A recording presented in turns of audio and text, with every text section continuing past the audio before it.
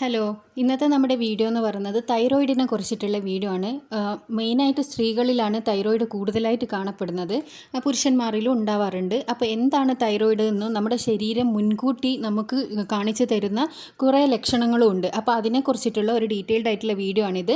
തീർച്ചയായും തൈറോയിഡ് ഉള്ളവരാണ് നിങ്ങളെങ്കിൽ നിങ്ങൾക്ക് അങ്ങനെ എന്തെങ്കിലും സംശയം ഉണ്ടെങ്കിൽ ഈ ഒരു വീഡിയോ നിങ്ങൾക്ക് യൂസ്ഫുൾ ആയിരിക്കും. അപ്പോൾ നമുക്ക് വീഡിയോയിലോട്ടേക്ക് പോകാം. ആദ്യം തന്നെ എന്താണ് തൈറോയിഡ്? ഹൃദയത്തിൻ്റെ വേഗത അല്ലെങ്കിൽ കലോറികളുടെ ജ്വലനം തുടങ്ങിയ ഉൾപ്പെടെ ശരീരത്തിൻ്റെ പ്രവർത്തനങ്ങളെ സ്വാധീനിക്കുന്ന ഹോർമോൺ ഉൽപ്പാദിപ്പിക്കുന്ന ഗ്രന്ഥിയാണ് ഈ തൈറോയിഡ് എന്ന് പറയുന്നത്. അതായത് ഇതിൻ്റെ ഒരു ആകൃതി എന്ന് പറഞ്ഞാൽ ചിത്രശലഭത്തിൻ്റെ ആകൃതിയിൽ കഴുത്തിന് താഴെയാണ് ഈ ഗ്രന്ഥി നമുക്ക് കാണപ്പെടുന്നത്. തൈറോയിഡ് ഗ്രന്ഥിക്ക് എന്തെങ്കിലും തരത്തിലുള്ള ഒരു പ്രവർത്തന വൈകല്യങ്ങൾ സംഭവിച്ചാൽ ഉൽപ്പാദിക്കപ്പെടുന്ന ഹോർമോണിൻ്റെ അളവിലും വ്യതിയാനം സംഭവിക്കും. അപ്പോൾ ഇങ്ങനെ നമ്മുടെ രക്തത്തിലെ തൈറോയിഡ് ഹോർമോണിൻ്റെ അതായത് T3, T4 അളവ് കുറഞ്ഞു പോകുന്ന അവസ്ഥയാണ് ഹൈപ്പോതൈറോയിഡിസം എന്ന് പറയുന്നത്.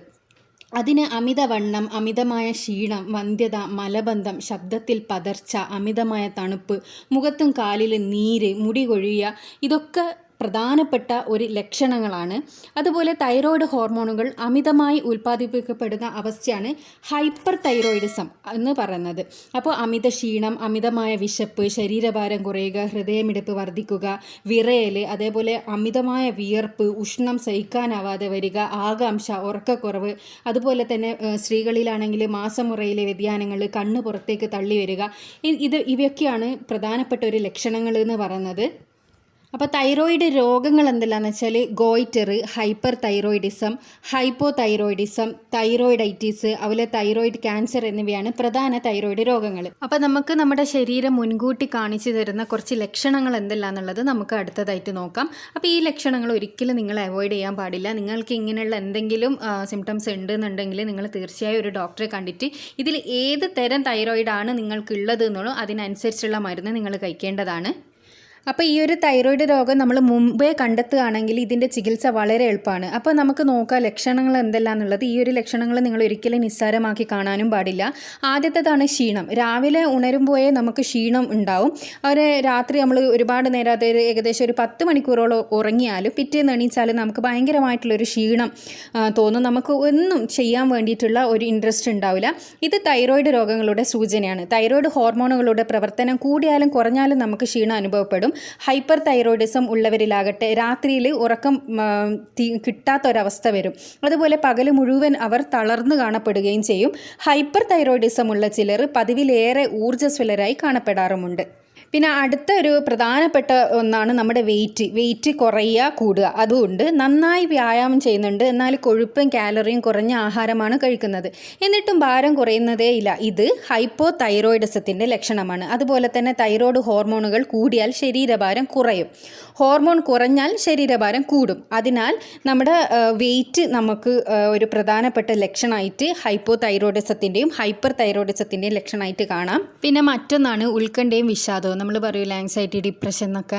മനസ്സ് പൊട്ടുന്ന വിഷാദമൂകമാകുക, അതായത് വെറുതെ ടെൻഷൻ അടിക്കുക, വെറുതെ ദേഷ്യം വരിക, അത് ഒരു പ്രധാനപ്പെട്ട തൈറോയിഡിൻ്റെ ഒരു ലക്ഷണമാണ് കേട്ടോ. ചെറിയ കാര്യങ്ങൾക്ക് പോലും ഭയങ്കരമായിട്ട് നമ്മൾ ടെൻഷൻ അടിക്കുകയും അതേപോലെ ദേഷ്യപ്പെടുകയൊക്കെ ചെയ്യുന്നുണ്ടെങ്കിൽ അത് നമ്മുടെ ഈ ഹോർമോണിൻ്റെ പ്രവർത്തനം മൂലമാണ്. അതുപോലെ തന്നെ എന്താ പറയുക, ഡിപ്രഷന് പിന്നിൽ ഹൈപ്പോ തൈറോയിഡിസം ആകാം പലപ്പോഴും കാരണമാകുന്നത്. ഉത്കണ്ഠയ്ക്ക് കാരണമാകുന്നത് ഹൈപ്പർ തൈറോയിഡിസോ ആയിരിക്കും. തൈറോയിഡ് പ്രശ്നം മൂലമുള്ള വിഷാദത്തിന് ആൻറ്റി ഡിപ്രസീവ് കൊണ്ട് പ്രയോജനമൊന്നും ഉണ്ടാകില്ല. പിന്നെ അടുത്ത പ്രധാനപ്പെട്ട ഒരു കാര്യമാണ് കൊളസ്ട്രോൾ. ആഹാരത്തിലും വ്യായാമത്തിലും എല്ലാം ശ്രദ്ധിച്ചിട്ട് നമ്മൾ കൊളസ്ട്രോൾ കുറയ്ക്കുന്ന മരുന്നും കഴിക്കുന്നുണ്ട്, എന്നിട്ടും കൊളസ്ട്രോളിൻ്റെ ലെവൽ ഉയരുന്നത് നിങ്ങൾ പ്രധാനപ്പെട്ട സൂക്ഷിക്കണം. ഇത് ഹൈപ്പോതൈറോയിഡിസം ആകാം. കൊളസ്ട്രോൾ ലെവൽ കുറയുന്നുണ്ടെങ്കിൽ അത് ഹൈപ്പർ തൈറോയിഡിസത്തിൻ്റെ ലക്ഷണമാകാം. അപ്പോൾ ഹൈപ്പോതൈറോയിഡിസത്തിൻ്റെ ചീത്ത കൊളസ്ട്രോളായ LDLും ട്രൈഗ്ലിസറൈഡ് ഉയരുകയും നല്ല കൊളസ്ട്രോളായ HDL കുറയുകയും ചെയ്യും. ചിലരിലാണെങ്കിൽ ട്രൈഗ്ലിസറൈഡ് വളരെ ഉയർന്ന അളവിലാണ് കാണപ്പെടുന്നത്. പിന്നെ കുടുംബ പാരമ്പര്യത്തിൽ കൊളസ്ട്രോൾ ഇല്ലാതിരിക്കുക, പ്രായത്തിൽ തന്നെ നമുക്ക് കൊളസ്ട്രോൾ വർധന കണ്ടാൽ അത് തൈറോയിഡ് ഹോർമോണിനെ പരിശോധന ചെയ്യേണ്ടതാണ്. അപ്പോൾ അത് മറ്റൊരു പ്രധാനപ്പെട്ട ലക്ഷണമാണ്. പിന്നെ കുടുംബ പാരമ്പര്യം കൊണ്ട് നമുക്ക് ഈ തൈറോയിഡ് വരും കേട്ടോ. നമ്മുടെ അച്ഛൻ, അമ്മ, സഹോദരങ്ങൾ ഇവർക്ക് ആർക്കെങ്കിലും തൈറോയിഡ് രോഗമുണ്ടെങ്കിൽ നിങ്ങൾക്കും അത് വരാൻ വളരെ സാധ്യത കൂടുതലാണ്. അതുകൊണ്ട് തന്നെ തന്നെ തൈറോയിഡ് രോഗങ്ങളെക്കുറിച്ച് സ്വയം നമ്മൾ ബോധവാന്മാരായിരിക്കണം. പിന്നെ അടുത്തത് സ്ത്രീകളിൽ അതായത് ഈ ആർത്തവ സമയത്ത് ഉണ്ടാകുന്ന പ്രശ്നങ്ങൾ, തുടരെ അമിത രക്തസ്രാവത്തോടുകൂടി അതേപോലെ തന്നെ അസഹ്യമായ വേദനയോടുകൂടി ആർത്തവം വരികയാണെങ്കിൽ ഇവ ആർത്തവ പ്രശ്നം മാത്രമായിട്ട് കരുതാൻ പാടില്ല. സ്ത്രീകളിൽ സ്വതവേ ആ ഒരു മെൻസസ് ടൈമിൽ അങ്ങനെ ഒരു പ്രോബ്ലം ഉണ്ടാകും, പക്ഷേ അത് മാത്രമായിട്ട് കാണാൻ വേണ്ടി പറ്റില്ല. ഹൈപ്പോതൈറോയിഡിസം ഉള്ളവർക്ക് ഈ ലക്ഷണങ്ങൾ വരാം. അതേപോലെ തന്നെ സമയം തെറ്റി വരുന്ന ആർത്തവം, ആ ഒരു ദിവസങ്ങളിലുള്ള അസഹ്യമായ വേദനകളും പ്രശ്നങ്ങളും, അതുപോലെ നേരെ രക്തസ്രാവം എന്നിവ ഹൈപ്പർ തൈറോയിഡിസമായി ബന്ധപ്പെട്ടിട്ടുള്ളതാണ്. തൈറോയിഡ് രോഗം വന്ധ്യതയ്ക്ക് കാരണമാകാം. അതുപോലെ തന്നെ തൈറോയിഡ് ഹോർമോൺ കൂടിയാൽ ഗർഭമലസുന്നതിനുള്ള സാധ്യതയും വളരെ കൂടുതലാണ്. ഭ്രൂണത്തിലുള്ള വളർച്ചക്കുറവും വരാം ഈ തൈറോയിഡ് ഉള്ളവർക്ക്. പിന്നെ അതാണ് നമുക്ക് ഉദര പ്രശ്നങ്ങൾ, ഉദര സംബന്ധമായ പ്രശ്നങ്ങൾ. അതായത് നിങ്ങൾക്ക് ദീർഘകാലമായി നീണ്ടു നിൽക്കുന്ന കടുത്ത മലബന്ധ പ്രശ്നമുണ്ടോ, അല്ലെങ്കിൽ അത് ഹൈപ്പോതൈറോയിഡിസം കൊണ്ടാകാം. വയറിളക്കം, പിന്നെ അതുപോലെ ഇറിറ്റബിൾ ബവൽ സിൻഡ്രം എന്നിവയും ഹൈപ്പർ തൈറോയിഡിസമായി ബന്ധപ്പെട്ടിട്ടുള്ളതാണ്. പിന്നെ അടുത്ത പ്രധാനപ്പെട്ട പ്രശ്നമാണ് മുടിയുടെയും അതേപോലെ തന്നെ നമ്മുടെ ചർമ്മത്തിലും വരുന്ന ഓരോരോ പ്രശ്നങ്ങൾ. മുടിയുടെയും ചർമ്മത്തിൻ്റെയും സ്വാഭാവിക ആരോഗ്യത്തിന് തൈറോയിഡ് ഹോർമോൺ അത്യാവശ്യമാണ് കേട്ടോ. ഹൈപ്പർ തൈറോയിഡിസം ഉള്ളവരിൽ മുടി കൂടെ പൊട്ടിപ്പോവും, അതേപോലെ വരണ്ടതാകുക, ചർമ്മം വരണ്ടതാകുക എന്നിവ പോലെയുള്ള പ്രശ്നങ്ങളെല്ലാം ഉണ്ടാവും. അതുപോലെ ചർമ്മം കട്ടിയുള്ളതാകുക. ഹൈപ്പർ തൈറോയിഡിസത്തിൽ കനത്ത മുടി കൊഴിച്ചിലുണ്ടാവും. അതുപോലെ തന്നെ നമ്മുടെ ചർമ്മം നേർത്ത് ദുർബലപ്പെടുകയും ചെയ്യും. പിന്നെയാണ് കഴുത്തിൽ വരുന്ന അസ്വസ്ഥത, അതായത് കഴുത്തിൽ നീർക്കെട്ട് പോലെ തോന്നും. നമുക്ക് ടൈയെല്ലാം കെട്ടുമ്പോൾ ഭയങ്കര ബുദ്ധിമുട്ടായിട്ട് തോന്നുക. കാഴ്ചയിൽ തന്നെ നമ്മുടെ കഴുത്തിൽ എന്തോ ഒരു മുഴ പോലെ വീർത്ത് കാണപ്പെടും. അതുപോലെ അടഞ്ഞ ശബ്ദം, ഇവയെല്ലാം തൈറോയിഡ് പ്രശ്നങ്ങളുടെ സൂചനകളാണ്. തൈറോയിഡ് ഹോർമോൺ കൂടിയാലും കുറഞ്ഞാലും ഈ ഒരു ലക്ഷണങ്ങൾ നമുക്ക് ഉണ്ടാവാറുണ്ട്. പിന്നെ സന്ധി വേദനകൾ, പേശികൾക്ക് സന്ധികൾക്ക് എപ്പോഴും വേദന ഉണ്ടാകുക, ബലക്ഷയം, ഇതെല്ലാം തൈറോയിഡ് രോഗങ്ങളുടെ സൂചനയാണ്. തൈറോയിഡ് ഹോർമോൺ കൂടുന്നതിൻ്റെയും കുറയുന്നതിൻ്റെയും ഭാഗമായി നമുക്കിത് നമ്മുടെ ശരീരത്തിൽ പ്രത്യക്ഷപ്പെടും. അപ്പോൾ ഇത്രയാണ് മെയിനായിട്ടുള്ള തൈറോയിഡ് രോഗത്തിൻ്റെ ലക്ഷണങ്ങൾ എന്ന് പറയുന്നത്. പിന്നെ ഞാൻ പറഞ്ഞല്ലോ തൈറോയിഡ് രോഗങ്ങൾ എന്ന് തന്നെ പറയുന്നത് ഗോയിറ്റർ, ഹൈപ്പർ തൈറോയിഡിസം, ഹൈപ്പോതൈറോയിഡിസം, അതുപോലെ തന്നെ തൈറോയിഡൈറ്റിസ്, തൈറോയിഡ് ക്യാൻസർ എന്നിവയാണ് പ്രധാന തൈറോയിഡ് രോഗങ്ങളെന്ന്.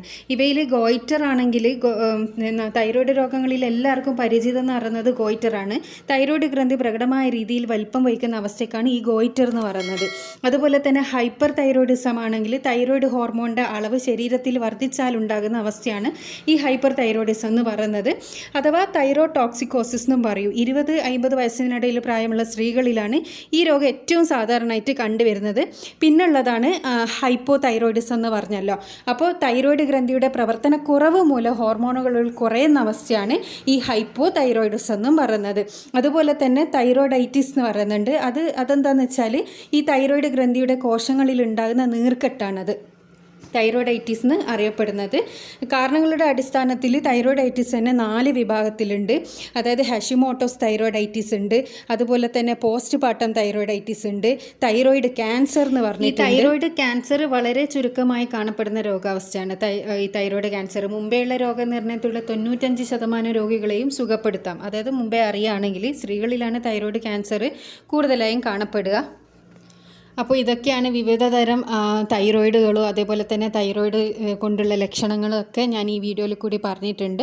അപ്പോൾ നിങ്ങൾ ഇങ്ങനെ എന്തെങ്കിലും ഒരു വിധത്തിലുള്ളത് അനുഭവിക്കുന്നുണ്ട് എന്നുണ്ടെങ്കിൽ തീർച്ചയായിട്ടും ഒരു ഡോക്ടറെ കണ്ട് ചികിത്സിക്കേണ്ടതാണ്. ഇതൊന്നും നിസ്സാരമായി കാണാൻ പാടില്ല. അപ്പോൾ ഇത്രയേ ഉള്ളൂ വീഡിയോ എല്ലാവർക്കും ഇഷ്ടപ്പെട്ടു എന്നും അതേപോലെ തന്നെ യൂസ്ഫുൾ ആയെന്നും വിചാരിക്കുന്നു.